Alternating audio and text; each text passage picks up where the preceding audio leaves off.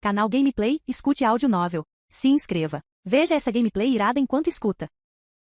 Sistema de Inteligência Diária. Parte 48. Capítulo 342. A máquina a vapor zumbia suavemente, o fogo da fornalha ainda não estava totalmente aceso, e 8 teares estavam na oficina. O ar ainda carregava o cheiro de pó de carvão e lubrificante. Dezenas de técnicos já estavam alinhados ordenadamente, de pé na oficina de tecelagem, que era ampla e bem iluminada. Todos usavam túnicas de artesão uniformes em tons de cinza azulado, com o emblema do sol da maré vermelha costurado nas bainhas. Alguns pareciam animados, outros olhavam em volta com frequência, e outros ainda não conseguiam evitar cerrar os punhos. Lord Louis chegou. Alguém sussurrou baixinho. Num instante, todos os olhares na fábrica se voltaram para a entrada. No instante seguinte, a porta principal se abriu e Louis entrou, vestido com uma roupa casual cinza, com o emblema do sol da maré vermelha preso ao peito. Não havia guarda de honra, apenas Bradley e Hamilton ao seu lado, e alguns cavaleiros o acompanhando. Ninguém havia treinado os trabalhadores sobre como recebê-lo, mas o som dos aplausos irrompeu naturalmente como uma torrente. Como ondas, espalhou-se da primeira fila até o fundo, e depois de volta para a frente. "Bem-vindo, Lord Louis", gritou alguém. "É Lord Louis", exclamou um artesão idoso, com os olhos vermelhos e a voz embargada pela emoção.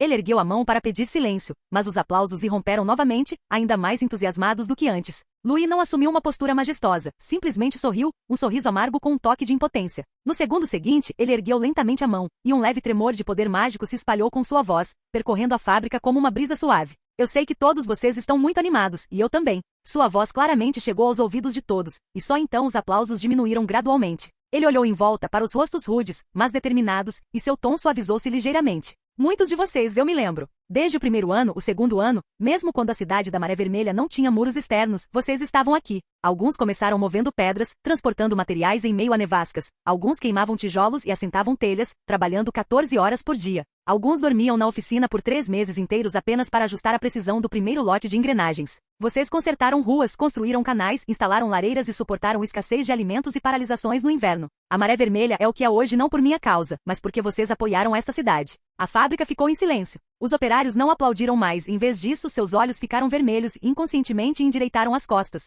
"E agora, o que preciso que você faça é tecer um tecido." O tom de Louis tornou-se subitamente tenso. "Mas não é para roupas, é para os nossos filhos, para que não passem mais frio e não precisem usar sacos rasgados durante o inverno. O objetivo é vender os tecidos da Maré Vermelha em todo o território do norte, inclusive na capital imperial, para que saibam que podemos produzir os melhores tecidos do mundo. Vocês são o antigo povo da Maré Vermelha, aqueles que construíram esta cidade aos poucos, a partir da neve, o grupo de pessoas mais confiável. A sua contratação hoje não se deve apenas à sua competência, mas também à sua confiabilidade." Ele fez uma pausa. "Os salários e benefícios aqui estão entre os melhores da Maré Vermelha, e seu status aumentará com sua habilidade. Espero que em 3 meses, o primeiro lote de tecido para exportação possa ser tecido aqui. Vocês não estão apenas trabalhando, vocês estão escrevendo a história da Maré Vermelha." Após a última frase, o local ficou em silêncio. Então, de repente, irrompeu uma forte salva de palmas. Logo em seguida, como se alguém tivesse soltado uma corda esticada, mais pessoas começaram a aplaudir, gritar e assobiar, fazendo com que toda a oficina fervilhasse de entusiasmo. "Pela Maré Vermelha. Vamos levar isso adiante. 10 máquinas não são suficientes, precisamos de 100. Eaton, o gerente da fábrica que estava por perto, de repente acenou com o braço e gritou: "Vocês ouviram isso? Vamos cobrir o território do norte com o tecido da Maré Vermelha." A multidão caiu na gargalhada e os aplausos irromperam novamente. Os aplausos entusiasmados ainda ecoavam à distância, mas a discussão na área dos teares havia voltado ao silêncio. Os tubos de vapor vibravam ligeiramente e vários teares, ainda não acionados, refletiam uma luz suave ao sol. Louis e o gerente da fábrica, Eaton, caminhavam lado a lado entre os teares. "Há mãos suficientes?" perguntou ele diretamente. "No momento, sim. Mais tarde, precisaremos transferir 4 grupos de trabalhadores qualificados do acampamento de artesãos", respondeu Eaton prontamente. "Entendi perfeitamente os projetos de Hamilton, e o depósito de peças também está coordenando o reabastecimento." "Ótimo." Louis olhou para o jovem artesão que limpava os detritos de um teste. "Quando houver mais pessoas no futuro, não se importem com a origem delas. Promovam quem tiver um bom desempenho e dispensem quem causar problemas. A importância deste lugar é óbvia." Ele falou calmamente, mas não havia espaço para negociação em seu tom. Eaton parou ao ouvir suas palavras e assentiu solenemente. "Entendido, meu senhor. O senhor confia em mim, e eu não o decepcionarei, nem a fábrica, nem a Maré Vermelha." Louis olhou para ele por um instante, depois assentiu levemente. "Confio em você."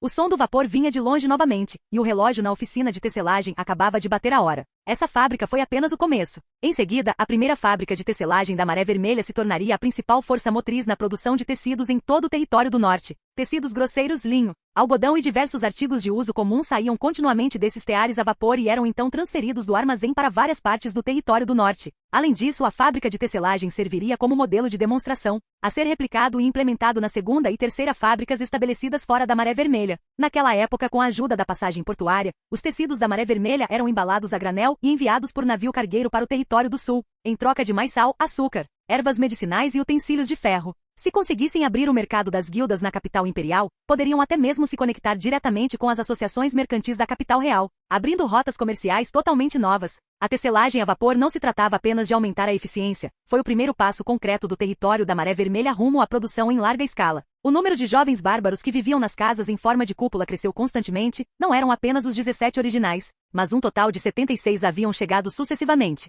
Em seu quarto dia aqui, Alon trouxe mais um grupo de rostos novos. Assim que entraram, olharam em volta com cautela, alguns até mesmo instintivamente levando as mãos à cintura, como se estivessem verificando se ainda carregavam um sabre, embora tivessem sido obrigados a entregar todas as armas antes de entrar na cidade. Os moradores mais velhos da casa foram se adaptando gradualmente ao ritmo de vida da Maré Vermelha. Não fiquem nervosos. Beisha foi a primeira a se levantar e caminhar em direção aos novos companheiros, dando um tapinha no ombro de um deles. Nós também éramos assim quando chegamos. Mas vocês se acostumarão rapidinho. Beisha falou com naturalidade, num tom como de quem recebe de braços abertos um parente perdido. Ele até demonstrou um pouco de presunção. Quase consigo recitar os feitos heróicos do grande senhor de trás para frente. O jovem olhou para ele, um tanto perplexo. Você é um deles? Beisha sorriu, mostrando os dentes. Agora sou um apoiador da Maré Vermelha. Ele disse isso com justa indignação, até um pouco de orgulho, e enquanto falava, gesticulava para que as pessoas comessem. Pão de centeio fumegante, sopa de carne cozida e legumes assados estavam cuidadosamente dispostos sobre a longa mesa, uma porção para cada pessoa. Os ingredientes não eram luxuosos, mas para esses jovens bárbaros que costumavam roer carne seca na neve, era uma iguaria incomparável.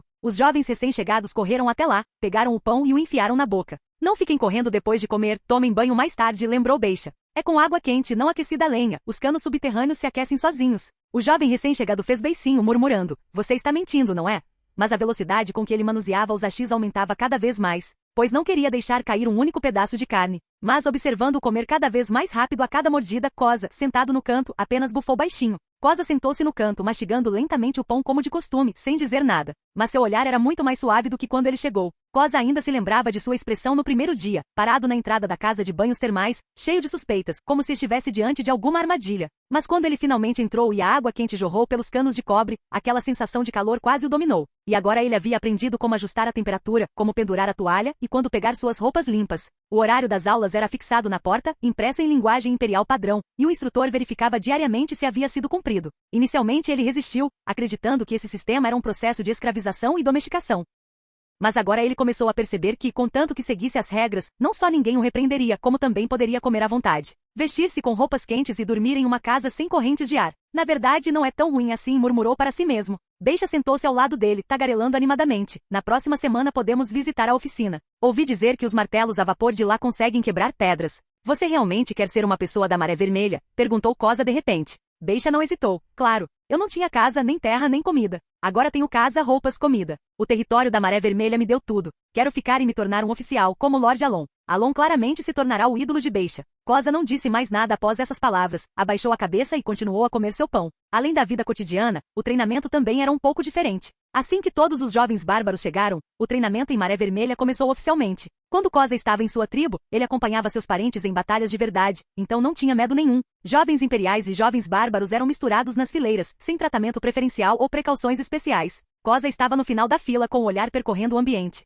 Cultivo da aura, quase exatamente o mesmo que aprendi, ele concluiu silenciosamente em sua mente. Quer se tratasse da aura padrão cultivada pelos cavaleiros imperiais ou da intenção primordial de batalha despertada nos guerreiros bárbaros, a essência de cada um tinha a mesma origem, o mesmo sistema de poder. Ambas envolviam o uso de energia interna para aumentar a força, a velocidade e a resistência, mas seu princípio permanecia um mistério desconhecido. Mas ao contrário dos jovens bárbaros recém-chegados, esses jovens da Maré Vermelha se moviam de maneira uniforme, com ritmo claro, seus corpos já adaptados a essa disciplina. Quando o instrutor ordenou uma volta, não houve gritos nem chicotadas, todos obedeceram. No início, Koza não conseguiu acompanhar o ritmo rapidamente, mas um jovem de cabelos grisalhos ao seu lado sussurrou um lembrete. Você contou os passos errado. Ajuste-se meio passo para a direita. Ele resmungou, mas não era bom em agradecer, então não disse mais nada. Aquele dia foi a primeira aula prática de treinamento em habilidades de combate deles. O instrutor principal era um homem forte com uma cicatriz na bochecha, vestindo a armadura leve padrão da Maré Vermelha, caminhando com ar de superioridade e chutando a lama do chão enquanto estava diante do esquadrão. Meu nome é Bruce, oficial de treinamento do acampamento juvenil do território da Maré Vermelha. Sua voz era grave, mas penetrava todo o campo de treinamento. Ninguém falava, nem mesmo ousava tossir. Não me importa de quem você seja ou seu nobre pirralho. A partir do momento em que você entra nesta fila, você é um membro da Maré Vermelha. Seu olhar percorreu a multidão, pousando em alguns dos jovens bárbaros de aparência mais vigilante. Não vou ensinar cultivo de aura. Alguns de vocês sabem mais do que eu. Hoje começaremos a aprender habilidades de combate, começando com o golpe de postura baixa. Ele fez uma pausa, sua expressão escurecendo ligeiramente. Não pensem que isso é só para inglês ver. Se o seu último passo for instável, a pessoa ao seu lado pode perder a cabeça. Em Maré Vermelha, a disciplina é a essência da vida de um guerreiro. Você pode não conhecer a aura, mas não pode desobedecer às ordens. Aqueles que não entendem as instruções podem ir para casa cuidar de ovelhas. Dito isso, ele deixou cair sua espada curta com um estrondo no chão nevado e, em seguida, ergueu a mão para apontar para uma fileira de bonecos de madeira usados para treinamento atrás deles. 10 golpes de espada em posição baixa por pessoa, em grupos de 3. Troquem de posição depois de 1 hora. Quem falhar não jantará hoje à noite. Não houve tumulto nas fileiras, todos obedeceram. Inicialmente, Koza pensava que o treinamento imperial se resumia a escrever e posar para fotos,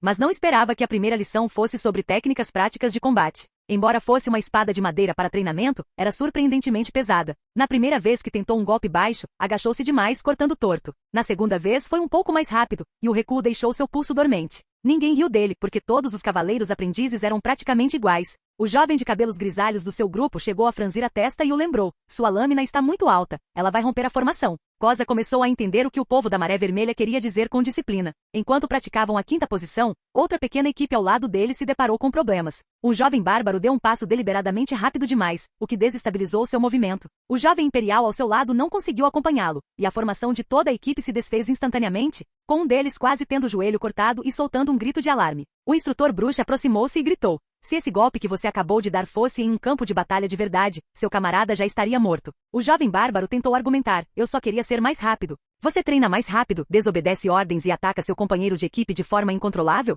Bruxo olhou fixamente para ele, sua voz ainda baixa, mas tensa e fria. A punição consiste em 10 rodadas de combate contínuo em posição baixa. Todos parem e assistam. Todo o campo de treinamento ficou em silêncio. O rosto do jovem bárbaro ficou vermelho como um tomate, e ele cerrou os dentes e obedeceu. O jovem imperial que se feriu acidentalmente não disse nada, apenas retornou silenciosamente às fileiras. Disciplina não é para exibição, disse Bruce, virando-se para todo o campo. Se você der um passo em falso, alguém atrás de você pode perder a vida. Não tratem o que ensinamos como meros slogans, e não tratem a vida de seus camaradas como um jogo. Em seguida, o treinamento passou a ser focado em formações de combate. Em grupos de 3, 2 na frente e 1 atrás, eles praticavam golpes alternados usando técnicas básicas de combate segmentadas e sobrepostas. Os movimentos tinham que ser sincronizados e cada golpe precisava controlar a distância, o ângulo e o tempo de retração da lâmina, não permitindo margem para erros. Isto não é um duelo, enfatizou o instrutor. As formações de batalha servem para sobreviver em conjunto. Se você quer continuar assim, vá ser um caçador, não um cavaleiro. Koza cerrou os dentes e perseverou. Seu jogo de pés era ágil e seus golpes precisos, mas alcançar rapidamente uma cooperação perfeita com os outros era 10 vezes mais difícil do que lutar sozinho. Um único centímetro fora do lugar na formação significava que todo o movimento entraria em colapso. Mas aos poucos ele compreendeu o que Bruce queria dizer, a importância da disciplina. Capítulo 343. 1 hora depois, toda a sessão de treinamento foi concluída. Bruce percorreu cada equipe, deixando breves comentários. Ao chegar em Koza, ele simplesmente disse, você é muito talentoso. Koza se lembrava claramente daquela frase. Naquela noite, ele sentou-se na cama do dormitório, com o pulso ainda doendo levemente, mas já não franzia a testa. A Maré Vermelha não o tratou de forma diferente por ele ser um bárbaro. Eles lhe ensinaram habilidades reais. Praticaram técnicas de combate reais e até aplicaram punições reais. Este era um lugar que realmente valorizava as regras. E ele também começou a querer fazer parte dessas regras. Koza tirou o regulamento de promoção dos Cavaleiros da Maré Vermelha da sacola de pano ao lado da cama. Foi distribuído durante a primeira aula de disciplina, um para cada pessoa. Ele não levou a sério na época, pensando que era apenas retórica e regulamentos imperiais. Então ele abriu a primeira página. Cada regulamento estava claramente numerado, sem palavras supérfluas ou ambiguidades vagas. Todos os filhos de militares podem candidatar-se a uma promoção com base em méritos reais de combate. Aqueles que concluírem o programa de treinamento de 2 anos e forem aprovados na avaliação final serão considerados candidatos qualificados e poderão ser incluídos no elenco do Cavaleiros da Maré Vermelha. Aqueles com desempenho excelente poderão ser recomendados para ingresso no sistema de comando, atuando como oficiais de base, funcionários civis auxiliares ou enviados estrangeiros. De acordo com a lei em Maré Vermelha, todos os indivíduos registrados gozam de igual proteção legal, sem aumento ou diminuição devido à origem, tribo ou local de nascimento. Cosa lia muito devagar, percorrendo cada regra, como se estivesse confirmando alguma resposta. Ele se lembrou do que seu pai disse antes de partir. Esqueça o passado, você é uma pessoa da Maré Vermelha. Na época, ele foi indiferente, pensando que era apenas o compromisso de um velho que havia renunciado ao orgulho tribal. Mas agora, se as regras fossem reais, se a promoção fosse aberta, se o esforço pudesse realmente torná-lo um oficial de verdade, então ele não era mais um refém despojado de tudo, mas sim dando o primeiro passo em um caminho totalmente novo. Independentemente da origem, murmurou ele, quase inconscientemente, então eu também tenho uma chance. Mesmo começando do zero, mesmo com sangue bárbaro, ele poderia se tornar um membro desta cidade. Ele compreendeu subitamente que seu pai não estava se rendendo, mas o impulsionando em direção a outro campo de batalha repleto de oportunidades. O treino começava às 6 da manhã todos os dias. Mesmo com as casas aquecidas e o sistema geotérmico da cidade da Maré Vermelha, o frio desta terra nevada persistia. Especialmente no campo de treinamento, onde a geada cobria a terra congelada, os ecos do choque das armas eram particularmente nítidos no ar da manhã. Cos era sempre o primeiro a chegar, nunca se atrasava e nunca fazia nada de forma superficial. Ele brandia sua espada com mais frequência do que os outros, corria mais rápido do que os outros durante as voltas e, mesmo quando seus braços tremiam durante o treinamento de aura, ele se recusava a parar antes da hora. Ele não era o único inteligente, nem o único jovem bárbaro em quem se depositavam esperanças. Mas ele não queria apenas se integrar de forma adequada à Maré Vermelha. Ele queria se tornar o mais forte, sem depender do favoritismo de ninguém, nem das admoestações de seu pai, mas subindo na hierarquia da cidade degrau, por conta própria. Cosa não proferia palavras ásperas nem buscava atenção, mas em todos os testes de habilidades de combate, seu desempenho nunca ficou fora dos 3 primeiros. No primeiro exercício prático, ele liderou sua equipe a uma vitória completa. Na segunda avaliação de confronto, derrotou sozinho 2 jovens do Imperial que trabalhavam juntos. Na terceira vez, até mesmo todos os instrutores se lembravam do seu nome. Em um dia de folga, Cosa e outros 4 alunos de destaque da Vila da Guarda de Fronteira foram levados juntos ao salão administrativo da Maré Vermelha. Essa foi a primeira vez que eles tiveram permissão para entrar no alto edifício de pedra cinza e dourado escuro. Os ladrilhos do chão, impecavelmente limpos como espelhos, as portas de madeira com rebites de cobre. Cada detalhe exalava uma sensação de opressão. Embora fosse difícil identificar sua origem, eles estavam em fila com Cosa bem no final. Ele esperava que algum oficial lhes desse algum incentivo ou uma palestra, mas, para sua surpresa, o lendário Senhor da Maré Vermelha apareceu diante deles. Louis usava um uniforme cinza do dia a dia com o emblema da Maré Vermelha preso ao peito. Ele não subiu em um palanque alto, mas simplesmente ficou em silêncio diante deles. Vocês trabalharam muito. Você já se acostumou a morar aqui nestes últimos dias? O quarto está quente. A comida é suficiente? Ele não falou imediatamente sobre ideais ou sistemas, nem questionou de imediato a lealdade deles. Em vez disso, ele se preocupava com as coisas mais básicas. Os jovens lá embaixo se entreolharam, alguns um pouco envergonhados, outros sorrindo, outros abaixando a cabeça em silêncio. Após um instante, um jovem bárbaro respondeu calmamente: está muito quente. A comida também é bastante deliciosa. Outro concordou com um aceno de cabeça, em voz ainda mais suave. É que o instrutor é muito rigoroso. O rosto de Bruce escureceu, mas todos os outros riram, sabendo que era uma brincadeira. Louis também sorriu. Ele simplesmente tem esse rosto. Nem eu me atrevo a provocá-lo quando ele não está sorrindo. O ambiente foi se tornando mais descontraído aos poucos. Alguns jovens riram baixinho, e até mesmo aqueles que inicialmente estavam eretos como estátuas relaxaram um pouco, sem perceber. Louis conteve lentamente o sorriso, e seu tom tornou-se um pouco mais sério. Sei que alguns de vocês vieram por vontade própria, e outros foram persuadidos a vir. Talvez vocês ainda estejam se perguntando se estão aqui como reféns ou para serem trocados por comida. Ele olhou em volta e disse com seriedade: mas quero dizer-lhe que não. Você não está aqui por ninguém mais, nem pela sua tribo, nem para agradar ao Império. Vocês estão aqui por vocês mesmos, por um futuro melhor, para garantir que suas famílias não passem fome no inverno. Na Maré Vermelha, independentemente da origem ou sobrenome, apenas uma coisa determina seu status: esforço. Quem treinar mais, quem tiver o melhor desempenho, chegará mais longe. Vocês podem retornar às suas aldeias depois de 3 anos, trazendo conhecimento e poder, para se tornarem supervisores. Ou podem ficar e se tornar membros da Maré Vermelha, tornando-se cavaleiros, artesãos, funcionários públicos. Todos os caminhos estão abertos, sem limites, mas até onde vocês vão depende de vocês mesmos. Ele fez uma pausa e finalmente disse: a Maré Vermelha não apoia os ociosos, mas nunca abandona quem está disposto a trabalhar duro. Os jovens trocaram olhares, ficando em silêncio por um instante, como se entendessem, mas ao mesmo tempo não compreendessem completamente. Alguns olharam para os próprios dedos dos pés, outros tiveram um leve escárnio na boca, como se quisessem dizer algo, mas se contivessem. A reação mais direta veio do mais novo. Ele sussurrou: eu vou me esforçar bastante. Logo em seguida, outro jovem mais velho ao lado dele também assentiu com a cabeça. Não vamos decepcionar os adultos. Suas palavras eram desajeitadas e um pouco gaguejantes, mas, em comparação com as expressões cautelosas e reservadas que ostentavam quando entraram na cidade, havia agora um certo brilho em seus olhos. e Koza ficou no fundo da multidão, olhando para a figura não tão alta à sua frente, com o coração se aquecendo um pouco. Se ele treinasse de verdade com todas as suas forças, poderia realmente viver um destino diferente. Koza não tinha certeza de até onde poderia chegar, mas tinha certeza de que queria tentar. Nesse instante, uma voz feminina suave soou no ouvido de Koza. Os jovens inconscientemente viraram-se para olhar. Era uma jovem mulher, de pé em um dos lados do salão administrativo, de estatura alta e vestimenta elegante. Em seu longo vestido ao estilo da Maré Vermelha, padrões totêmicos bárbaros eram sutilmente bordados, e um amuleto de penas de prata pendia em sua cintura. Seus cabelos branco-prateados e seus traços marcantes e profundos faziam com que todos os jovens das planícies nevadas a reconhecessem quase à primeira vista. Sif, a princesa da tribo da Lua Fria. O nome das lendas de sua antiga tribo, agora de pé no salão administrativo, olhando para eles com uma expressão gentil. Seu olhar percorreu cada pessoa, seu tom gentil. Eu já fui uma de vocês, nascida em uma tribo, sem jamais imaginar que um dia estaria aqui. Sei que ao chegarem a esta cidade pela primeira vez, vocês devem estar sentindo muita inquietação, confusão e talvez até mesmo rebeldia em seus corações. Mas você não precisa ter pressa para mudar nada. Enquanto você estiver disposto a aprender e a continuar, sempre haverá um lugar para você aqui. Ela fez uma pausa, com os olhos sérios. A Maré Vermelha não te desprezará por seres bárbara, nem te privará do futuro que mereces por causa da tua origem tribal. Se você sofrer qualquer tipo de tratamento injusto na Maré Vermelha, pode vir falar diretamente comigo. Aqui ninguém deve ser inerentemente inferior. Essas palavras não eram pesadas, mas eram como pedras atiradas num lago, despertando as emoções de todos os jovens. Koza estava no meio da multidão, olhando para a figura familiar, porém estranha, e de repente ficou sem palavras. Ele não gritava slogans, nem fazia declarações em voz alta. Ele simplesmente baixou a cabeça lentamente, bateu com a mão direita sobre o coração e colocou a mão esquerda no peito, realizando um antigo ritual bárbaro. Vários jovens também seguiram o exemplo. Essa era a mais alta etiqueta para a princesa bárbara. Após a saída dos jovens, o silêncio retornou brevemente à sala. Louis ficou junto à janela, observando as figuras que se afastavam. O que você acha desses poucos? Eles têm potencial, disse Bruce, com as mãos atrás das costas. Especialmente o Koza. Seu histórico de treinamento é o mais consistente, sua velocidade de correção de técnica de combate é rápida e sua circulação de aura é a mais estável. Ele tem esperança de avançar para a Transcendente.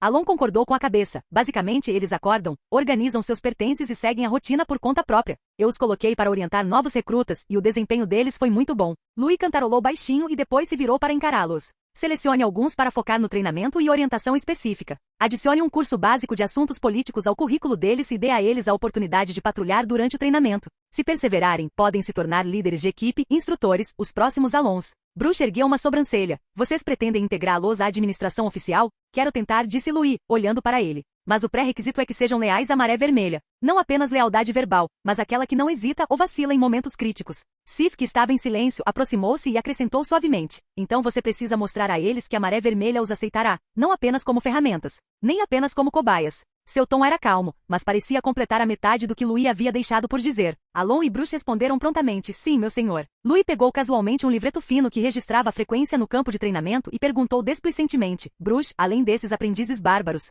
e quanto ao desenvolvimento geral dos outros cavaleiros aprendizes? Bruce estava preparado. Tirou uma lista de sua bolsa e a entregou respeitosamente. Acabei de compilá-la, meu senhor.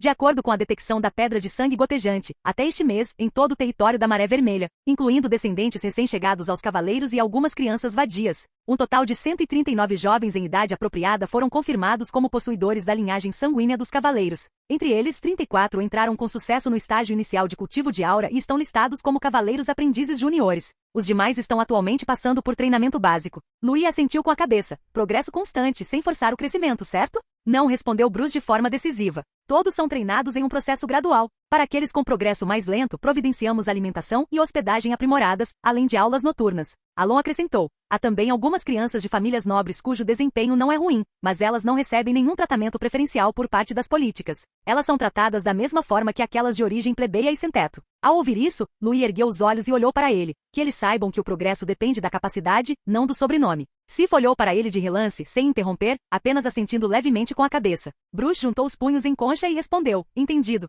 Louis fechou a lista de papéis que tinha na mão e disse fracamente, continuem a manter isto. Após a saída de Bruce e Alon, o escritório ficou em silêncio por um momento. Louis sentou-se à mesa, reabrindo a lista do campo de treinamento. Ele traçou linhas vermelhas abaixo de 2 nomes no livreto. Esses 2 eram os jovens talentos com potencial transcendental. conforme indicado pelo sistema de inteligência diária. Ele ergueu discretamente uma sobrancelha, batendo levemente com a ponta do dedo na página. Desde o dia em que pisou no território do norte, ele sabia que sozinho não poderia mudar a situação. Cultivar continuamente cavaleiros aprendizes e promover novas forças verdadeiramente leais à Maré Vermelha. Essa era a moeda de troca mais básica e indispensável daquela época. Afinal, eram os cavaleiros que realmente podiam determinar o rumo do campo de batalha neste mundo. Embora a Maré Vermelha agora possuísse novas armas como as bombas mágicas, essas armas eram, em última análise, apenas meios. Aqueles que conseguiam operá-los eram, em última análise, pessoas. E neste mundo dominado pela aura e pelo transcendente, os cavaleiros eram os usuários de armas mais excelentes. Por mais calmo que o território do norte parecesse à primeira vista, o céu imperial já começava a escurecer. Nos últimos 2 meses, as palavras-chave referentes à capital imperial no sistema diário de inteligência tornaram-se cada vez mais frequentes. Facções militares.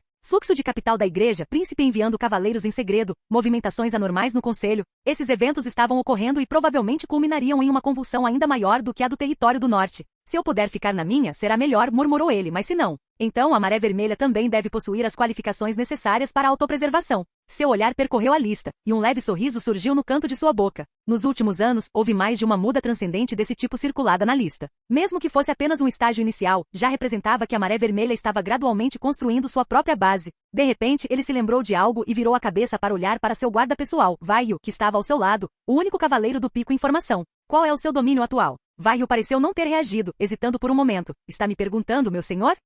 A expressão de Vaio era um tanto constrangida, e ele sussurrou. Cavaleiro de elite de alto nível, quase no limite, sinto que mais um passo e serei transcendente. Você deveria ter dito isso antes, disse Louis, arqueando uma sobrancelha. É que o senhor tem estado ocupado ultimamente, então pensei em esperar. Você é sincero demais, disse Louis, balançando a cabeça e dando uma risadinha. Mas não demore mais. Venha comigo ao campo de provas das sombras. Vaio ficou surpreso. O senhor vai embora, meu senhor? A caminho do Porto da Alvorada, vou dar uma passada para ver os resultados. Vaio endireitou o corpo. Sim, meu senhor. Capítulo 344. A noite havia caído lá fora, e apenas um tênue brilho vermelho permanecia na lareira. Louis estava sentado à sua mesa, folheando volumosos relatórios diários da oficina e listas de funcionários. Agora que 2/3 da estrada da montanha estavam reparados e a linha de transporte estava aberta, a maioria dos trabalhadores logo ficaria ociosa, e ele poderia aproveitá-los para outras tarefas. Assim que a estrada da montanha estiver concluída, essas pessoas poderão ser alocadas para outras tarefas, e seria problemático se um grupo tão grande de pessoas ficasse sem trabalho. Louis pegou um novo pedaço de pergaminho, estendeu-o sobre a mesa e após uma pausa, sua caneta tinteiro tocou o papel. Um esboço limpo foi gradualmente tomando forma no papel. Uma muralha externa circular da fortaleza, a posição de 4 torres, voltadas para a rua principal e a praça. Todas essas eram imagens que ele havia concebido em sua mente há muito tempo. Nesse instante, um som suave veio da porta e Louis olhou para trás. Emily encostou-se no batente da porta, envolta num robe fino azul claro, com a cintura frouxamente amarrada. Seus cabelos azuis estavam simplesmente presos para trás, com algumas mechas soltas caindo sobre o pescoço, balançando levemente à luz da lareira. Ela não entrou, apenas se encostou na porta, uma perna comprida naturalmente cruzada sobre a outra, sua expressão carregando um leve cansaço. O que você está desenhando? Perguntou Emily com a voz curiosa, mas muito baixa com medo de acordar a criança no berço. Louis voltou-se para o seu desenho, o projeto do novo castelo. Ele acrescentou mais um traço, marcando os dados de altura para a torre da Fornalha Sul. A estrada da montanha no território da Maré Vermelha está quase concluída. Um grande número de artesãos e trabalhadores ficará livre. Não posso deixá-los ociosos. Eles precisam construir alguma coisa. Ao ouvir isso, Emily ficou muito interessada e rapidamente deu alguns passos para mais perto, olhando para o papel. O protótipo de uma cidade-fortaleza circular já estava tomando forma. Ela deu um bocejo bem pequeno, com a boca ligeiramente aberta. Nem me fale. Louis continuou desenhando com uma das mãos enquanto explicava para Emily. A torre principal fica nas terras altas ocidentais, com vista para toda a cidade. A torre da fornalha fica perto da zona geotérmica de aquecimento. Ela é cercada por 4 muralhas, com uma estrada no centro que leva à Praça da Maré Vermelha. Ele falava devagar, como se estivesse considerando meticulosamente cada posição em sua mente. Emily ouviu atentamente e observou o desenho, com a luz de velas projetando reflexos brilhantes em seu rosto. Os traços do desenho eram precisos e concisos, esboçando um magnífico castelo com apenas alguns traços, muito parecido com a pessoa que ela conhecia que nunca dizia muito, mas sempre fazia tudo com perfeição. Emily deu uma risadinha discreta, depois caminhou até ficar atrás dele e se inclinou para olhar o papel. Você desenha tão bem. Sempre tenho a impressão de que você é capaz de tudo. Sua respiração era muito próxima, seus cabelos brancos quase tocando seu ombro. Louis apenas ergueu uma sobrancelha. Há muitas coisas que não consigo fazer. É que penso no que precisa ser feito um passo à frente dos outros. Emily não disse mais nada, com os dedos no ombro dele, alisando delicadamente as rugas do hobby de Louis. Louis percebeu a proximidade dela. O calor da lareira se misturava com sua respiração, carregando um leve aroma floral. Ele não se virou, apenas disse baixinho. Estou desenhando a torre de comunicação agora. Emily murmurou baixinho em resposta, mas seu olhar já não estava fixo no desenho. Ela estendeu a mão e endireitou o porta-canetas torto ao lado dele, as pontas dos dedos permanecendo por um instante no dorso da mão dele. É tarde demais. Você deveria descansar, ela sussurrou. Louis ergueu o olhar, seus olhares encontrando os de Emily. Nenhum dos dois disse nada. Ele estendeu a mão para apagar o pavio da vela, deixando apenas penumbra no quarto.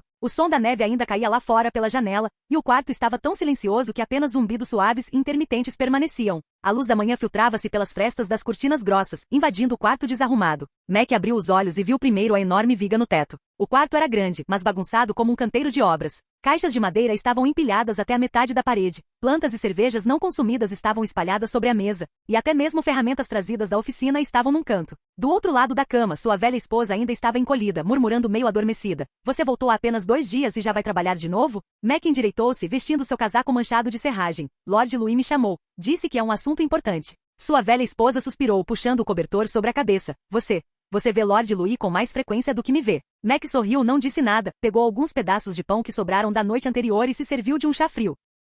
O sabor não era dos melhores, mas ele já estava acostumado e, além disso, em outras partes do norte, até mesmo esse pedaço de pão era um luxo. Quando ele saiu de casa, ainda não estava completamente claro, e o vento frio imediatamente lhe penetrou na gola da camisa. Mac apertou a capa e entrou na carruagem que o aguardava à porta. Para o edifício administrativo, por favor. O cocheiro estalou imediatamente o chicote, e as rodas rangeram sobre as lajes com um som seco. Para maior comodidade, a casa de Mac ficava perto do bairro dos artesãos. A iluminação pública ainda era escassa, mas as colunas de fumaça da distante área de forjamento já subiam, carregando o cheiro de carvão. A rua principal da Maré Vermelha foi gradualmente ganhando vida. Muitos aprendizes e artesãos o reconheceram, interrompendo o trabalho para acenar para a janela da carruagem. Bom dia, Lord Mac. A situação no porto está estável? Mac levantou a cortina e acenou com a cabeça em resposta. A carruagem não era muito quente, mas ele sentiu uma sensação de paz há muito perdida. Após meses de trabalho, Porto da Alvorada estava finalmente nos trilhos e totalmente confiada a Russell, que não precisava mais de sua presença para supervisioná-la. Ao longo dos anos, Mac viu o território da Maré Vermelha se transformar de um deserto desolado, com a construção de estradas, pontes e muralhas. Ao pensar que poderia fazer parte daquilo, uma onda de calor invadiu seu coração. 5 anos atrás, ele era um velho artesão abandonado pela antiga guilda da cidade da Alabarda de Gelo, mas agora havia se tornado o engenheiro-chefe da Maré Vermelha. A bondade do Senhor realmente não deve ser subestimada, murmurou ele suavemente com um sorriso nos lábios. O contorno da torre do edifício administrativo envolto em névoa foi gradualmente se tornando nítido. Era o lugar mais limpo da cidade da Maré Vermelha, os tijolos de pedra eram recém-assentados e o emblema na entrada estava polido e brilhando. Mac empurrou a porta. A sala de reuniões estava quente, o fogão a lenha queimando intensamente. Louis sentou-se na cabeceira da mesa, Bradley ficou de pé ao lado, e um jovem escrivão organizava os pergaminhos. Mac fez uma pausa e em seguida rapidamente tirou as luvas. Desculpe, senhor, fiz você esperar? Louis olhou para cima e disse, não, você chegou bem na hora. Mac olhou para as pilhas de pergaminho sobre a mesa, sentindo-se intrigado. Ele havia retornado do Porto da Alvorada havia apenas 3 dias, e assim que recuperou o fôlego, foi chamado ao salão principal. Aquilo não parecia um relatório de rotina. Louis dispensou as formalidades e espalhou várias plantas sobre a mesa. Os cantos do grosso pergaminho estavam presos por pedras. Mac inclinou a cabeça para olhar. As plantas já estavam densamente cobertas de desenhos.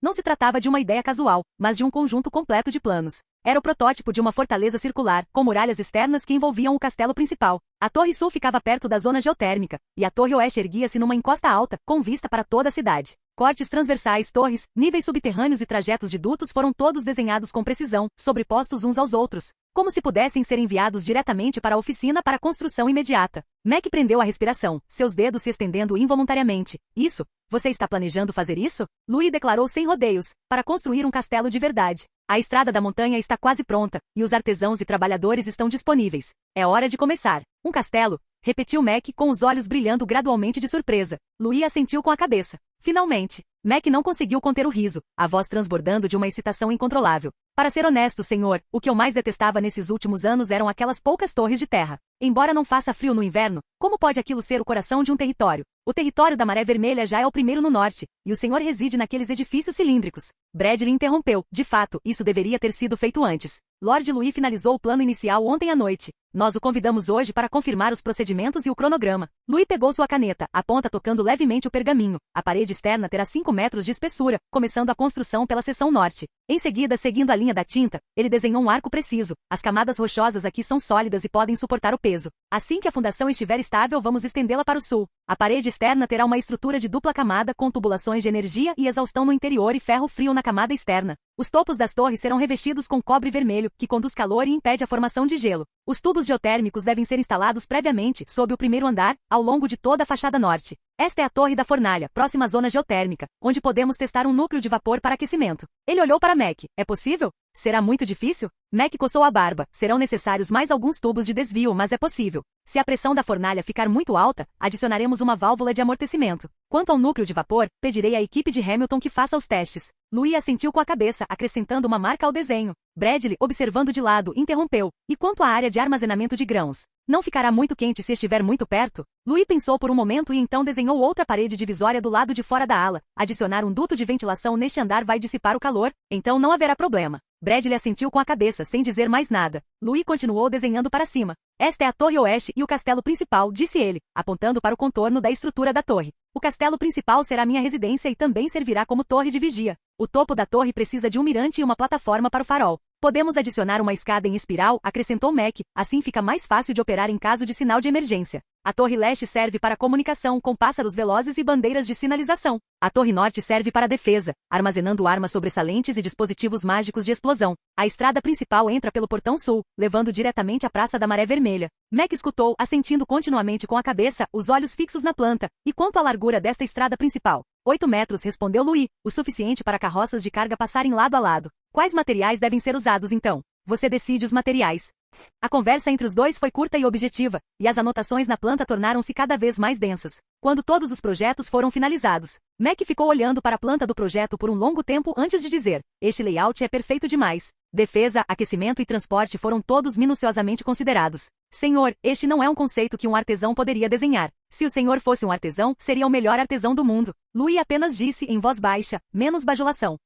Mac coçou a cabeça sem jeito, estou falando sério. Bradley também olhou para a planta com grande entusiasmo. Se isto for construído de acordo com o desenho, certamente se tornará o castelo número 1 do norte. Uma verdadeira maravilha. Mac riu. Que bom, é exatamente o que se espera da grandeza do senhor. Louis largou a caneta e empurrou o desenho entre eles. Mais alguma pergunta? Se não, você pode pegá-lo de volta e aprimorá-lo. Mac balançou a cabeça, sua expressão raramente séria. Sem perguntas, senhor. Mesmo que eu morra no canteiro de obras, construirei este castelo para o senhor. Louis olhou para ele, sorrindo. Não suporto a ideia de você morrer. Se você desmaiar, terei que supervisionar tudo pessoalmente. Então darei tudo de mim. Mac enrolou a planta, amarrou-a com um barbante e sentiu-se leve e descontraído. Quando ele se levantou, a cadeira deslizou para trás com um baque. Vou organizar a mão de obra na oficina, disse Mac com um sorriso de orelha a orelha, a voz transbordando de entusiasmo. Desta vez, vou deixar que eles vejam a maravilha que o senhor criou. Louis simplesmente acenou com a cabeça. Vá. Mac respondeu, virou-se e saiu pela porta. No instante em que a porta grossa se fechou, apenas o crepitar suave da lareira permaneceu no ar. Bradley ficou parado, e só quando os passos de Mac desapareceram completamente é que ele pegou uma carta de sua namorada grávida. O envelope foi lacrado com um selo de cera azul escuro, com a imagem de um dragão.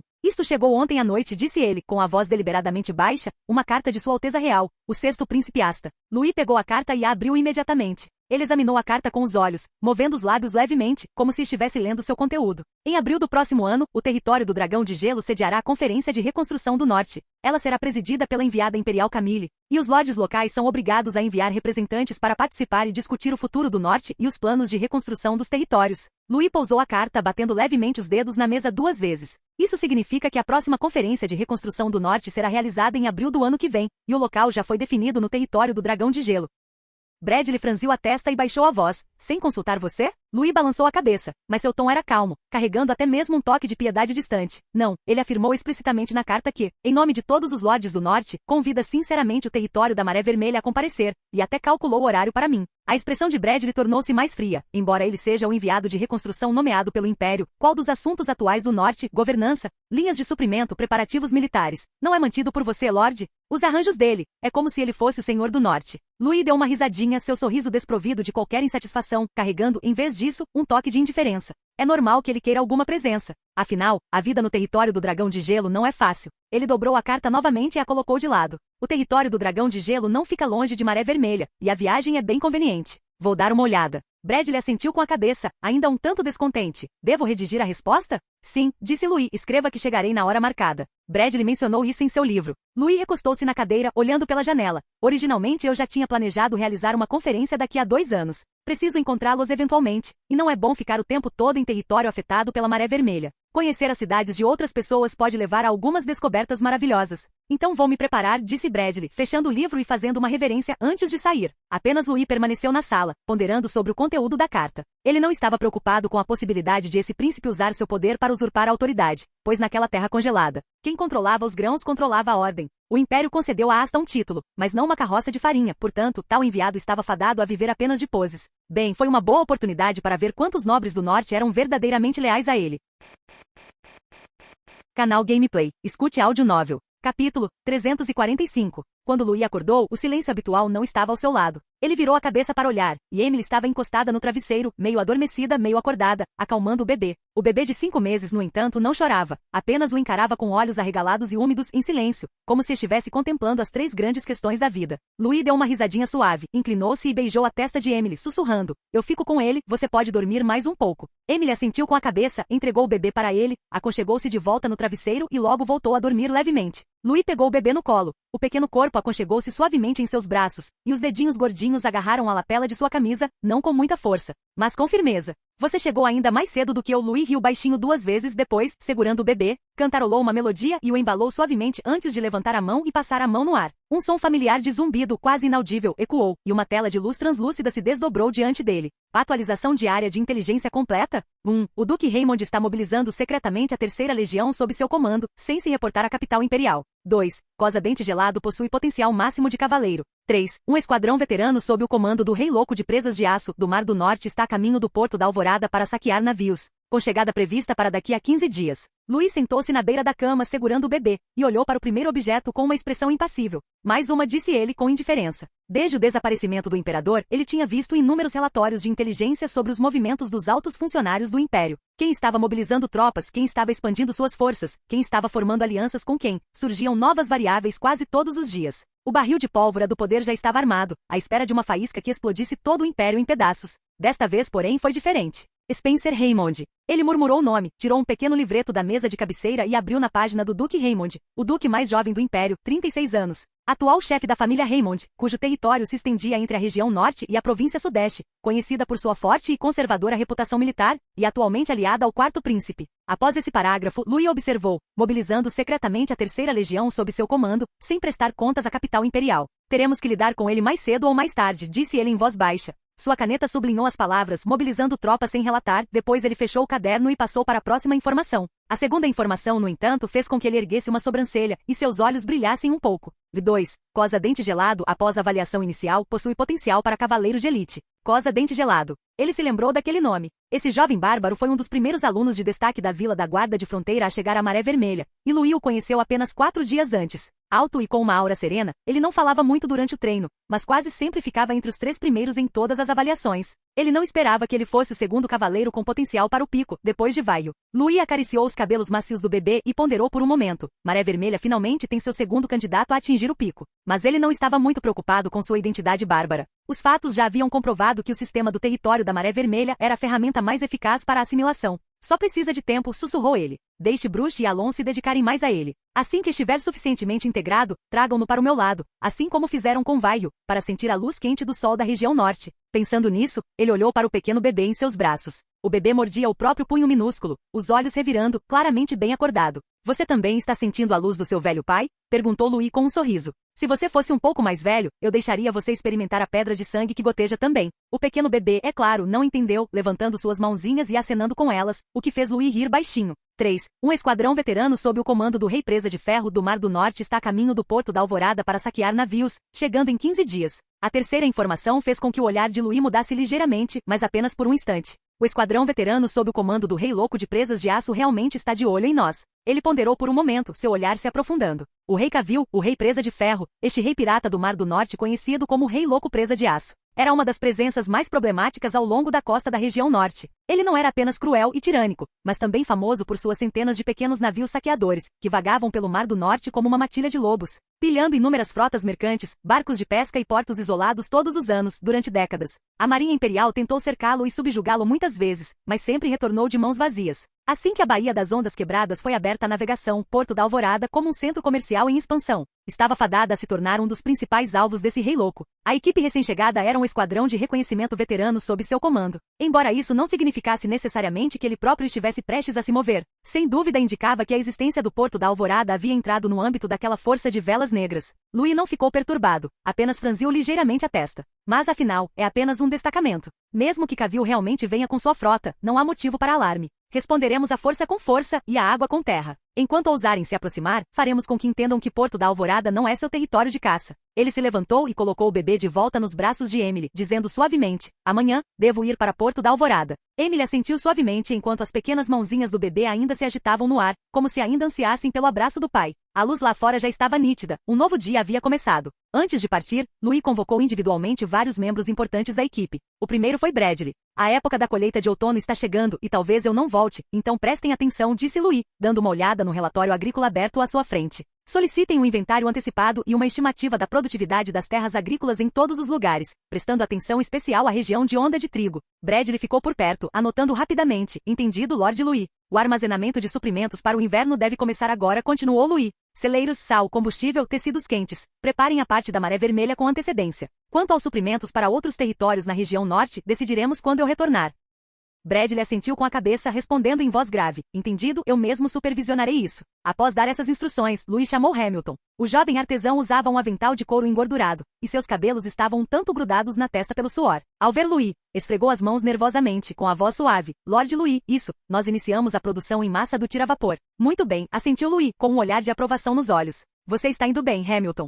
Hamilton baixou a cabeça timidamente. Na verdade, o Sr. Mike me ajudou muito. Eu apenas o modifiquei de acordo com as plantas. Louis sorriu. Em seguida, espero que você se concentre na direção da propulsão de energia. O jovem ergueu o olhar, um pouco hesitante. Você está se referindo aos navios a vapor que não navegam por terra? Louis assentiu com a cabeça. Mas ouvi dizer que você encontrou um gargalo com os motores a vapor marítimos? Hamilton coçou a cabeça. Para uso marítimo, a produção de calor não é suficiente para acionar as pás da hélice. Se houver muita carga, ela não consegue se mover de jeito nenhum. Então experimente veículos a vapor com prioridade no solo, sugeriu Louis. Não há necessidade de alcançar tudo de uma vez. Comece com o que é fácil. Os olhos de Hamilton brilharam imediatamente. Entendi. Eu tentarei fazer um novo desenho nos próximos dias. Não tenha pressa, leve o seu tempo. Mas não pare de pensar. Entendido, Lord Louis. Em seguida foi a vez de Bruce, que agora estava encarregado do treinamento de cavaleiros aprendizes e foi convocado por Louis. O corpulento Bruce endireitou-se como uma estátua assim que entrou. Lord Louis, o senhor me chamou? A partir de agora a gestão do campo de treinamento será elevada em um nível, disse Louis em voz grave. O foco será em 3 tipos de pessoas. Aquelas que demonstram sinais de superação, aquelas com disciplina normal e aquelas de origem bárbara. Principalmente o Saco. Louis concordou com a cabeça. Acho que ele tem potencial, um poder explosivo enorme. Você precisa ficar de olho nele. Bruce franziu a testa. Saco? De origem bárbara. É por isso que você precisa ficar de olho nele, disse Louis, suavizando o tom. Se pessoas de origem bárbara forem isoladas antes de serem aceitas, elas instintivamente se retrairão para dentro de sua tribo, e então nunca conseguiremos mantê-las conosco. Bruce respirou fundo e assentiu pesadamente. Entendido, Lord Louis. Providenciarei para que Alon nos auxilie. Respondeu Louis. Bruce fez uma leve reverência e se virou para sair. Finalmente Louis vestiu sua capa e saiu do salão principal. A equipe de escolta de elite que o aguardava do lado de fora já estava totalmente preparada. Essa equipe era composta por 18 membros cuidadosamente selecionados dos Cavaleiros da Maré Vermelha, 15 dos quais eram cavaleiros de elite de alta patente e 3 eram transcendentais. Cada um estava equipado com equipamento de combate completo e granadas mágicas de uso em campo de batalha, movendo-se em ritmo unificado. Um esquadrão de cavaleiros desse tipo poderia praticamente atravessar toda a região norte sem ser incomodado. Louis caminhou até a porta, olhou para eles e acenou levemente com a cabeça. Vão embora. Ao amanhecer, a neblina ainda não havia se dissipado completamente, e o contorno do Vale das Sombras era vagamente visível à frente do esquadrão de cavaleiros. Uma dúzia de cavaleiros avançava lentamente, com grossos postes de pedra e cercas de madeira simples ao longo da estrada, e as montanhas distantes ainda conservavam a aparência desgastada de antigos túmulos. No entanto, os postos de sentinela externos, as armadilhas e os faróis já o haviam transformado há muito tempo em uma fortaleza secreta do território da Maré Vermelha. Louis conteve seu cavalo, observando de um ponto alto na encosta. A entrada do vale possuía 3 linhas de defesa em estado de alerta. Embora sua aparência fosse deliberadamente simples, elas escondiam mecanismos ocultos. A camada mais externa consistia em cavalos de frisa disfarçados de estacas de madeira antigas e dispositivos de alarme com fio de disparo. A zona intermediária ocultava múltiplas armadilhas mágicas enterradas, capazes de ataques direcionais contra grandes grupos de alvos. O círculo interno era guarnecido por 2 cavaleiros de patrulha cuidadosamente selecionados, que se revezavam frequentemente e cujas rotas se cruzavam, o suficiente para detectar movimentos anormais em primeiro lugar. Está mais padronizado do que antes, comentou ele em voz baixa. Antes que seus assistentes pudessem anunciar, passos leves foram ouvidos na entrada do acampamento do Vale das Sombras. Aryan, encapuzado, chegou rapidamente com um pouco de poeira de viagem no rosto, mas estava muito animado. O chefe responsável pelo Vale das Sombras, um dos primeiros seguidores leais do território da Maré Vermelha, curvou-se respeitosamente. Lord Louis, não esperava sua visita hoje. Só de passagem, disse Louis, desmontando e guardando as luvas no cinto. Como andam as coisas nas últimas promoções? Relatório a seguir, disse Aryan, retirando um breve panfleto de sua capa.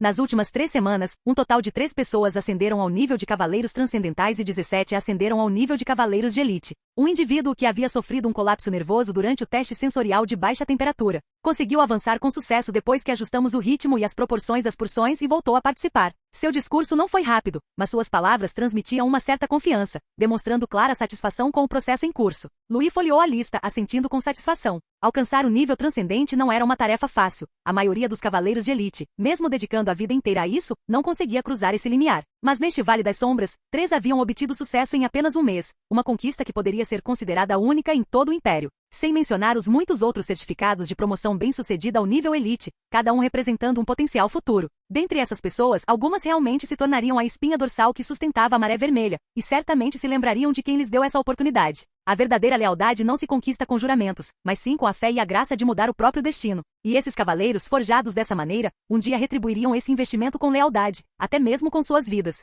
Louis pensou consigo mesmo. Parece que esta forja espiritual realmente vale o investimento de tantos recursos e mão de obra. Aryan disse timidamente, se tiver tempo, sugiro que observe pessoalmente a última rodada de procedimentos de treinamento no altar. Eles foram ajustados novamente desde sua última visita. Louis sorriu, eu tinha isso em mente. Vaihyo também vai tentar uma descoberta inovadora desta vez. Vaihyo? Aryan se assustou e olhou surpreso para o jovem guarda silencioso. Ele já está em estado crítico? Quase Vaihyo coçou a cabeça, um pouco envergonhado. Na verdade, é só um pouquinho mais. Eu simplesmente não tive coragem de dizer nada. Isso é realmente. Aryan raramente demonstrava tanta surpresa. Entrar para a transcendência tão jovem, você é o primeiro deste grupo na Maré Vermelha. Louis deu um tapinha no ombro de Vaihyo. Ele não é pior do que ninguém. Esta é uma boa oportunidade para vermos os resultados reais da forja espiritual. Entendido, o sorriso de Aryan tornou-se sério. Vou te levar lá agora. Aryan liderou o caminho pessoalmente e Louis e sua comitiva entraram sucessivamente em várias áreas principais, começando pela sala de cultivo de musgo sombrio. Na estufa semi-fechada, 3 tipos de musgo sombrio foram meticulosamente plantados em áreas designadas. O tipo catalisador para purificar poções de descoberta, o tipo anti-ilusão para proteção contra fumigação e o tipo focado como ingrediente-chave para bombas de choque mental.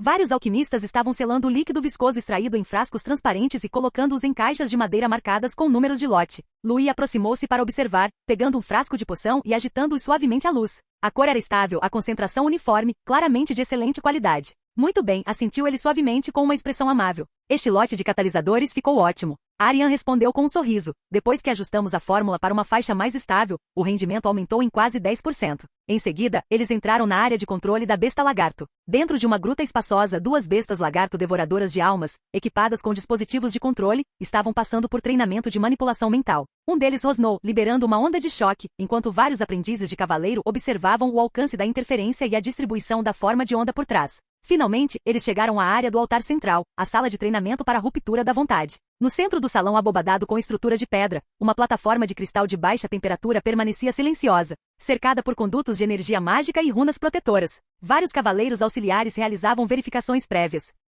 Louis ficou parado junto à soleira, observando por um momento e suspirou baixinho. Não é nada fácil transformar um monte de lixo no que é agora. Ele se virou para Aryan, sorrindo. O processo como um todo já está bem maduro. Você se saiu muito bem. Graças à confiança de Lord Louis, o tom de Aryan suavizou e ele fez uma leve reverência. Louis deu um tapinha no ombro de Vaihyo, sua voz gentil e cheia de expectativa. Estamos todos torcendo por você.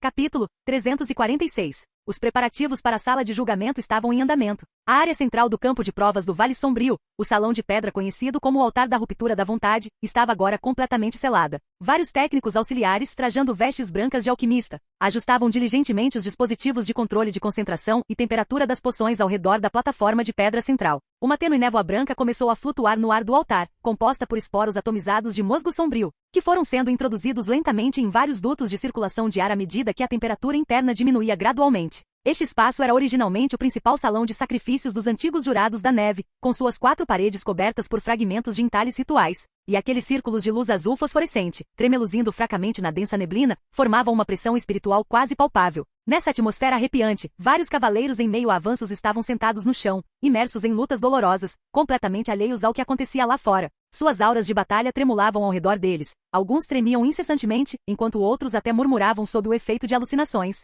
com as testas cobertas de suor frio. Esse estado era precisamente a perturbação mental em ação, forçando-os a romper barreiras. Em princípio, o processo de ruptura era dividido em 3 estágios. Primeiro foi realizada a estimulação por fumigação. Os esporos atomizados entrariam diretamente no corpo pela respiração, irritando os nervos, amplificando a percepção mental e forçando o núcleo da vontade do indivíduo a ser exposto a um certo estado limite extremo. A segunda etapa foi a catálise da poção. Os cavaleiros receberiam injeções de um catalisador preparado com mel de padrões azuis e fruta vermelha de sangue gelado, para estabilizar os circuitos da aura de batalha em seus corpos, aliviar os efeitos colaterais dos esporos e ativar potenciais fatores de linhagem sanguínea. Por fim, as orientações sobre a técnica de respiração das correntes. Essa era uma técnica que exigia alta concentração mental, usada para guiar a circulação da aura de batalha por todo o corpo e completar a transformação final sob as condições triplas de frio extremo mais alta pressão mais alucinações. No entanto, pelos resultados observados, tudo isso estava longe do ideal que a teoria sugeria. Quando o núcleo da aura de batalha era estimulado, provocava alucinações intensas e sentimentos de confusão mental, frequentemente desencadeando fragmentos de memórias assustadoras, testando a compostura do cavaleiro para manter a aura de batalha em funcionamento mesmo à beira da morte. Embora existisse um antídoto em forma de poção, o próprio cavaleiro desmaiava repetidamente durante o processo, alguns chegando a falhar completamente e tendo a prova encerrada à força. De pé na sala de observação, Lord Louis olhou para um cavaleiro que acabara de desmaiar e estava sendo levado por um técnico, com as sobrancelhas ligeiramente franzidas. A intensidade ainda está muito alta, murmurou para si mesmo. Para cavaleiros comuns é de fato muito severo, respondeu Arian com voz grave, mas este já é o melhor método de avanço que já ouvi falar. O ambiente ficou silencioso por um instante. Nesse momento, o técnico acenou com a cabeça para eles. Senhor, está pronto. Lord Louis se virou para Vaio e sorriu. Então não demore muito. Se você não tiver conseguido em 5 horas, eu vou embora primeiro. Vaio ficou atônito por um momento. Estou brincando. Lord Louis deu um tapinha no ombro dele. Relaxa um pouco. Arian, no entanto, ficou um pouco surpreso. 5 horas? Normalmente, os cavaleiros de elite levam em média de 2 a 3 dias para alcançar o nível de cavaleiro extraordinário. Se não for concluído após o 4º dia, é considerado um fracasso. Ele fez uma pausa e acrescentou: o menor tempo registrado aqui é exatamente de 28 horas. Lord Louis apenas sorriu e não deu mais explicações. Ele certamente conhecia esses fatos comuns, mas também sabia que Vaio era diferente. Esse jovem que crescerá ao seu lado, fora reconhecido como um gênio pelo sistema diário de inteligência e há muito demonstrar o potencial de seu talento. Além disso, segundo o próprio Vaio, ele já havia chegado à porta, faltando apenas um último empurrão. Embora sua piada anterior, vou esperar por você por 5 horas, fosse apenas para descontrair o ambiente para outra pessoa. Uma expectativa secreta surgiu inexplicavelmente no coração de Lord Louis, mas isso fez com que o rosto do jovem se contraísse por um instante, visivelmente deixando-o ainda mais nervoso. Arian percebeu isso e aconselhou gentilmente: relaxar um pouco facilita a passagem. Vaio assentiu nervosamente, respirou fundo e entrou pela porta de pedra. No instante em que entrou no salão de pedra, Vaio sentiu que o ar estava estranho. No instante em que entrou no salão de pedra, o ar ficou tingido por uma leve névoa branca, e um frio percorreu lentamente seu cérebro pelas narinas, como agulhas finas que o picavam suavemente no fundo da consciência. Embora a técnica de controle da respiração ainda não tivesse começado oficialmente, ele já podia sentir sinais de que seu estado mental estava se tensionando sutilmente. Vários alquimistas estavam na periferia, ajustando os últimos controles de temperatura e os bicos de poção. O dispositivo de atomização funcionava sem problemas e o aroma do musgo sombrio havia se difundido. Vaio caminhou com passos firmes, parando diante da plataforma de pedra marcada com o circuito de indução. Instintivamente, ele lançou um olhar para a sala de observação e, de fato, Lord Louis ainda estava lá, acenando levemente para ele. Vaio recuperou a confiança, respirou fundo e sentou-se lentamente na névoa fria, ajustando a postura. A técnica de respiração meditativa surgiu naturalmente em sua mente, ele guiou firmemente a aura de batalha dentro de seu corpo para se mover de acordo, sincronizando-se com a temperatura gradualmente decrescente da sala de testes, preparando-se para entrar na próxima fase. Mas no instante seguinte, uma súbita pressão mental surgiu como uma maré, e chamas irromperam nas profundezas de suas memórias. Foi a noite em que a aldeia foi saqueada, com cavaleiros da neve invadindo as ruas, tochas varrendo os telhados. Vaio era jovem na época, e sua mãe o arrastou desesperadamente para fora de sua casa em chamas, fugindo por todo o caminho. As lembranças posteriores tornaram-se cada vez mais vagas, restando apenas a recordação de correntes de ferro, chicotes de couro e gaiolas de madeira ensanguentadas. Os convidados que vieram escolher escravos o examinaram com o mesmo olhar de quem escolhe gado. Boa qualidade, preço negociável. Os dentes estão decentes, leve-o de volta e ensine-o. Aquelas cenas de humilhação, antes gravadas em seus ossos, agora irrompiam como uma maré, estimuladas pelos esporos. Vaio mal conseguia respirar, seu corpo inteiro estava tão pesado que ele não conseguia se mover. Mas, de repente, uma luz quente dissipou a penumbra da ilusão. Era como se uma energia calorosa estivesse se desdobrando lentamente na parte mais profunda de sua consciência. Ele abriu os olhos e olhou na orla da ilusão caótica para uma figura que se erguia acima do céu, estendendo-lhe a mão, como o primeiro raio de sol a penetrar o abismo. Era Lord Louis, sua silhueta desfocada, mas que surgia extraordinariamente brilhante no coração de Vaio, como uma existência que não podia ser encarada diretamente, superior ao mundano, superior a tudo. Essa não era apenas a imagem do Senhor da Maré Vermelha, mas o único alvo em seu coração verdadeiramente digno de sua lealdade nesta vida, sem dúvida alguma, inabalável. Assim como a aurora ilumina o campo de neve, ele se erguerá sem orações. Nesse momento, todos os sentimentos opressivos pareciam ter encontrado um ponto de apoio. Vaio respirou fundo, acelerando abruptamente o ritmo da respiração, e a aura de batalha dentro dele ferveu como um fogo descontrolado. A aura de batalha ultrapassou seu ponto crítico, irrompendo instantaneamente em um halo de luz carmesim, que então se condensou em uma aura semelhante a uma chama girando ao seu redor. Todo o salão de pedra pareceu reagir ao seu despertar, uma luz vermelha irrompendo na névoa, iluminando os olhos cerrados e o maxilar travado de Vaio. Ele finalmente havia conseguido. A luz vermelha na sala de julgamento foi se apagando gradualmente, deixando apenas um leve calor pairando no ar. Vaio permaneceu sentado em silêncio, seu corpo ainda brilhando fracamente com resquícios de aura de batalha. Ele sentiu como se tivesse passado por uma tempestade indescritível, com o corpo inteiro aberto e remodelado.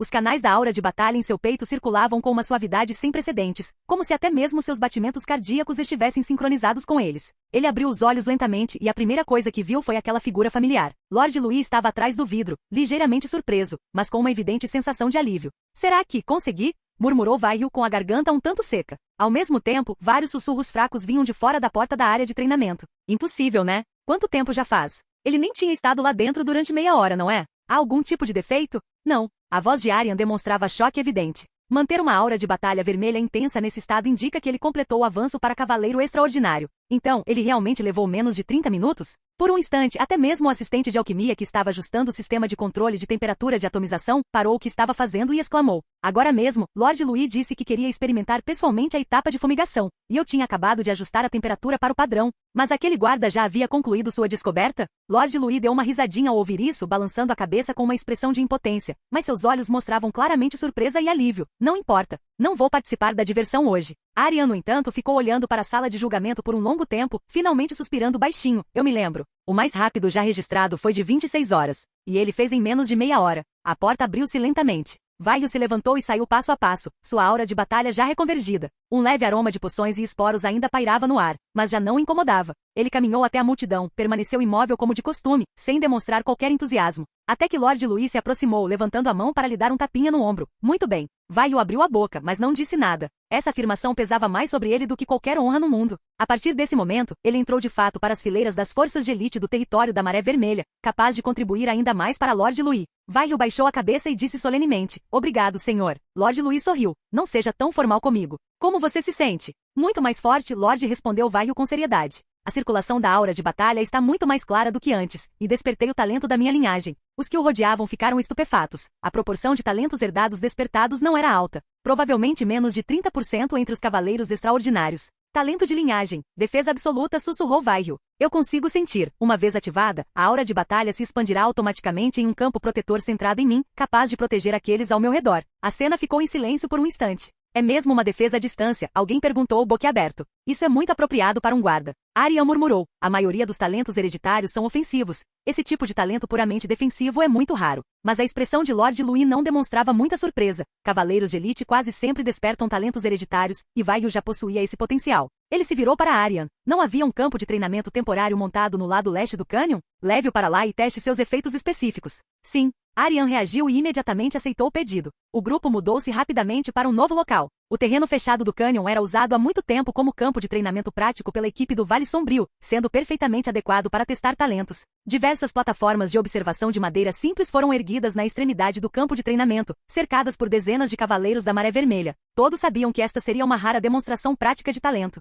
Vaio ficou no centro do campo, respirou fundo e ativou suavemente a aura de batalha dentro de si. Talento de linhagem, defesa absoluta ativado. Ao ritmo de sua respiração, um leve brilho vermelho emanou de seu corpo, expandindo-se rapidamente em um escudo translúcido centrado ao seu redor, cobrindo uma área de cerca de 4 metros, envolvendo-o e vários cavaleiros da Maré Vermelha ao seu lado. O escudo era tão fino quanto uma cortina d'água, mas surpreendentemente estável. O ar e o som pareciam abafados, e até a poeira no chão assentava silenciosamente. O primeiro cavaleiro a ser testado avançou, um cavaleiro extraordinário empunhando uma lança, robusto e com uma intensa aura de batalha. Ele se concentrou por um instante, a aura de batalha fluindo para seu braço, emitindo uma chama azul ao longo da lança, e desferiu um golpe feroz contra o escudo. Dom! Voaram faíscas, a ponta da lança ricocheteou como se tivesse atingido um martelo pesado, e o testador recuou 3 passos, sua lança vibrando incessantemente. Os ossos da palma da mão levemente dormentes, uma expressão de surpresa no rosto. O segundo cavaleiro trocou para uma espada longa de lâmina larga, canalizando a aura de batalha em ambas as mãos, e desferiu um golpe horizontal, com uma aura afiada e rompendo em sua direção.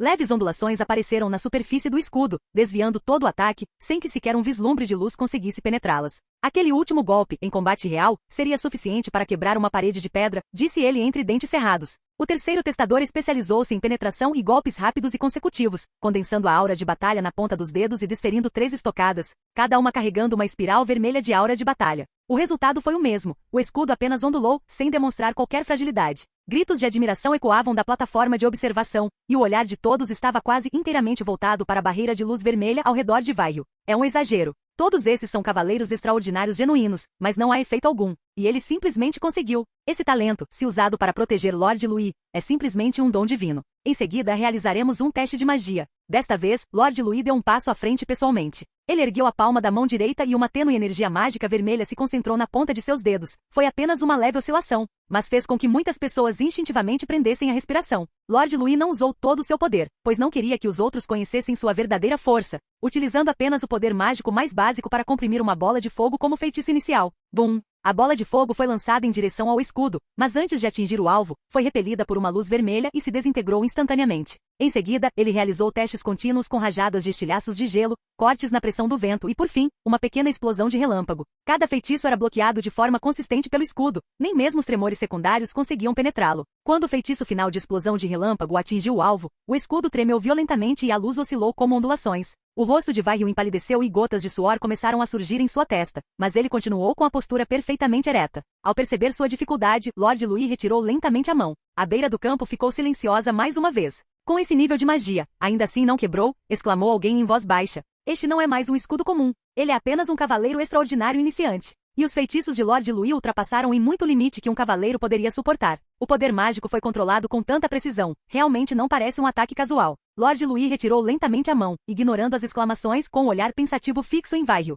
Ele avaliou silenciosamente as características e o valor prático desse escudo em sua mente. A defesa absoluta de Vaio podia proteger várias pessoas instantaneamente, criando uma rara zona segura no caos da batalha. Suas propriedades duplas de resistência a impactos físicos e mágicos significavam que não seria mais apenas uma medida de sobrevivência pessoal, mas poderia se tornar um ponto crucial para que os comandantes pudessem mobilizar tropas, transferir feridos e romper cercos. Essa habilidade pode salvar muitas pessoas no campo de batalha no futuro, disse ele suavemente, com um tom que já demonstrava a certeza da reflexão. Vaio sussurrou. Sempre tive a premonição de que isso era algum tipo de acordo. Ele olhou para Lord Louis, com os olhos cheios de uma crença quase fanática. Este é o poder que me foi concedido para protegê-lo. Lord Louis sorriu ao ouvir suas palavras. Então, a partir de hoje, você é o último escudo ao meu lado. Vaio ficou ereto, com os ombros inconscientemente tensos, como se estivesse aceitando um voto. Ele fez uma reverência profunda e solene, com voz firme. Sim, senhor. Capítulo 347. O casco balançava ligeiramente e o mastro e as correntes de ferro tilintavam ocasionalmente. No convés, vários piratas estavam agachados, consertando rachaduras, suas ferramentas batendo nas tábuas de madeira, exalando o cheiro de umidade e peixe.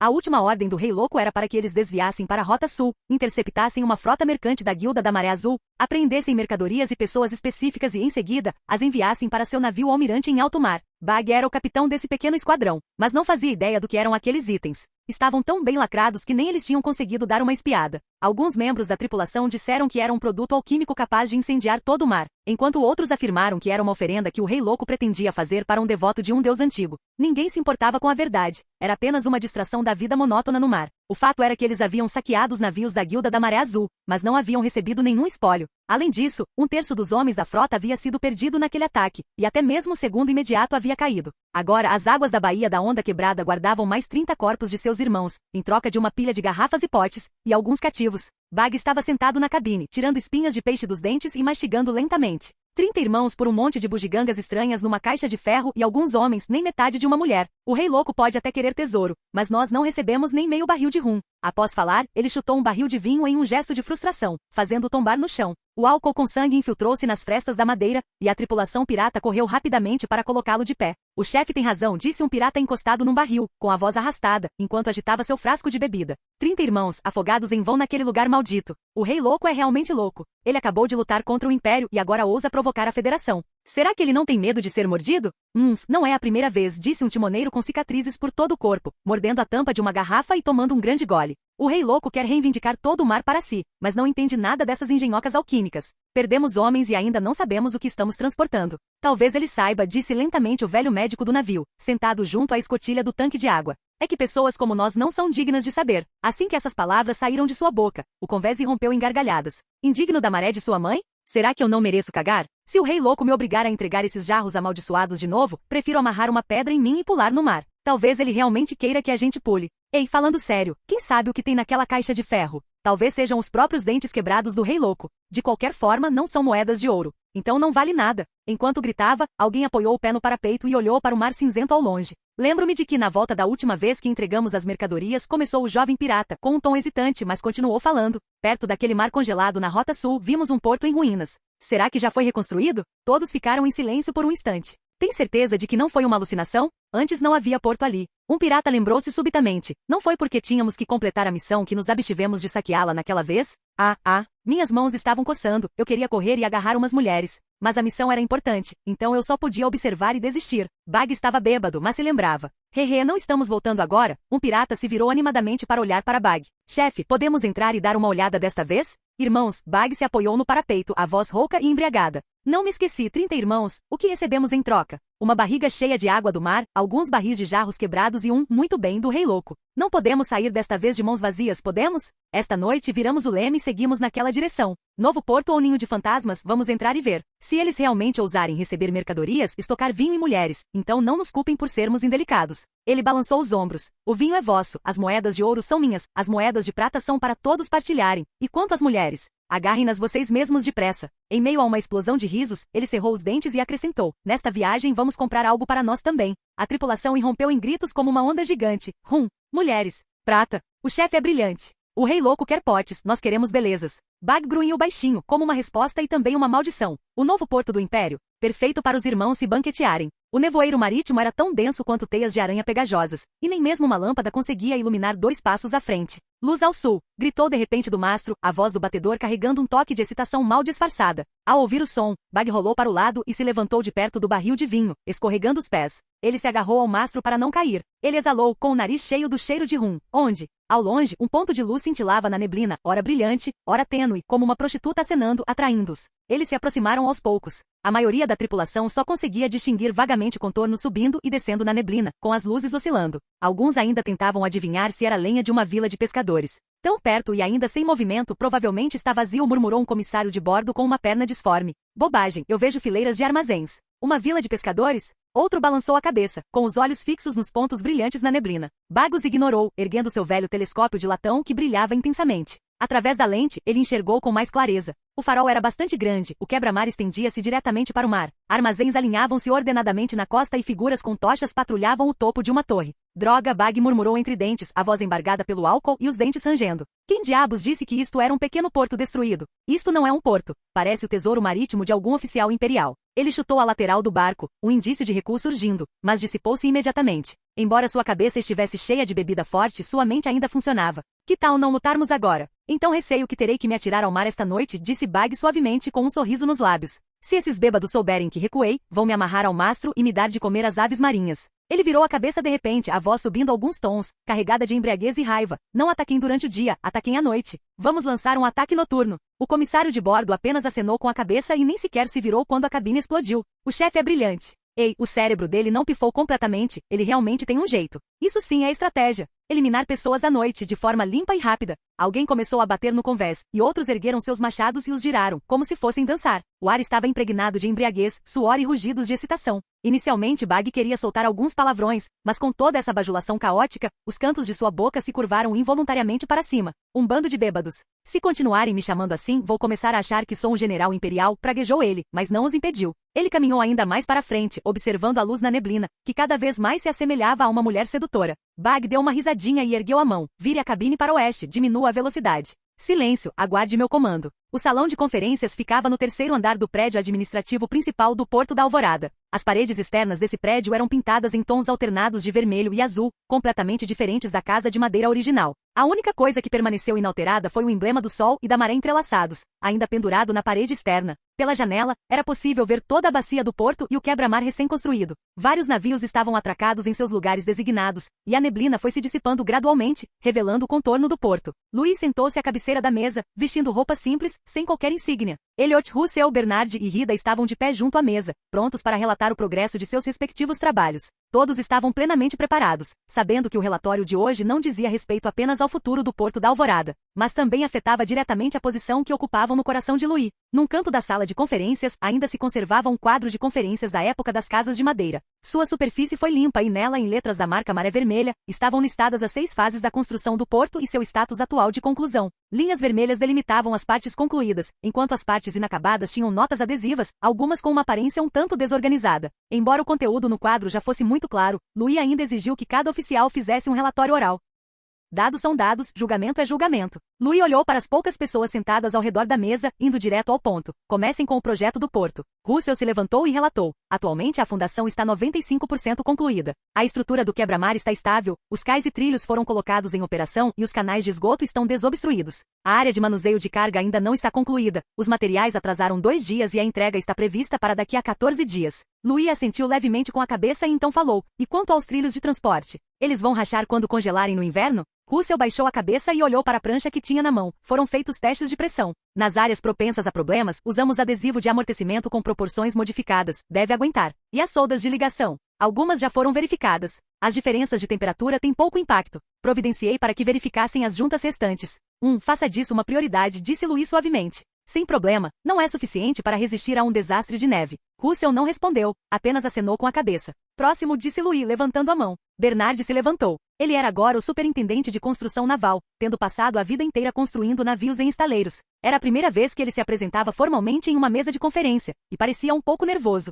Os navios de guerra da Aurora, 9 deles já estão construídos. Ele engoliu em seco. Testes no mar foram realizados e exercícios de combate foram executados diversas vezes durante simulações de ataques inimigos. Eles interceptaram com sucesso 2 vezes, e a precisão de perseguição também é boa. Ele fez uma pausa, olhou para Louis e acrescentou rapidamente. A taxa média de acerto é de cerca de 80%. Eles foram testados em águas extremas? Os testes em mar aberto com camada de gelo estão agendados para a próxima semana. As nervuras diagonais formam uma estrutura dupla com espaço de amortecimento interno. Louis assentiu com a cabeça. Vendo que ele não falava, Bernard reuniu coragem e continuou. Nossos 2 novos modelos, o Shenxi e o Shaoxi, tiveram seus projetos finalizados. Foram modificados de acordo com suas ideias anteriores. Ele fez uma pausa e acrescentou em voz baixa. São maiores com um calado maior, capazes de transportar pessoas e carga. E a cabine de popa também tem espaço reservado para uma máquina a vapor. Isso também vem do seu esboço da última vez. Será que eles resistem a rajadas repentinas de vento em meio à neblina marítima? Sim, a estrutura do navio é feita de ferro frio. Eu costumava não acreditar nesses truques sofisticados, mas agora estou verdadeiramente convencido.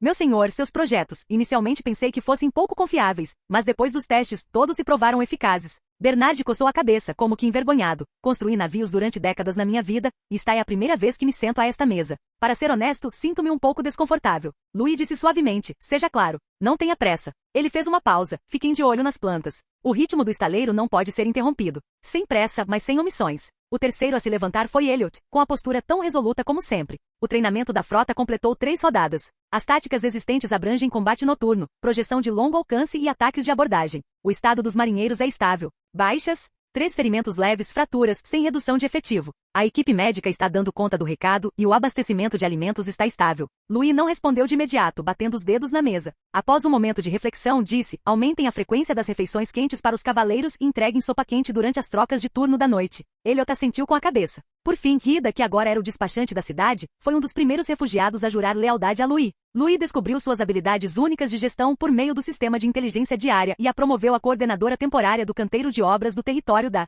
Maré Vermelha, onde ela gradualmente galgou posições até chegar ao cargo atual. Vestindo pela primeira vez uma toga oficial formal, ela ainda parecia reservada, mas sua velocidade de fala era ligeiramente mais rápida do que a dos oradores anteriores, como se estivesse acostumada a alternar entre várias tarefas. O planejamento da área urbana é estável, e a distribuição de áreas residenciais, oficinas e mercados está ocorrendo sem problemas. Temos 3 casas de banho, 2 teatros e 2 conjuntos habitacionais para lavanderia e enfermarias. A população ultrapassa 3.000 habitantes, e a ordem pública é relativamente estável. Ainda tem alguém dormindo ao relento? Rida balançou a cabeça. Atualmente não, mas alguns trabalhadores ainda moram em casas de madeira. Ainda precisamos de 70 casas de inverno. Situação dos materiais de construção. Resta 50% do estoque. Envie-me um plano em até 3 dias. Se não for suficiente, transfira-se da cidade da Maré Vermelha. Louis fez uma pausa e acrescentou: não deixem que as pessoas se preocupem com goteiras nos telhados durante o inverno. Rida respondeu: pedi para algumas pessoas ficarem de olho nas noites dos próximos 2 dias, especialmente nas áreas residenciais em alguns cantos. Se o fogão de alguma família quebrar, temos braseiros de reserva em nosso depósito que podem durar alguns dias. Louis assentiu com a cabeça. Muito bem, continue monitorando.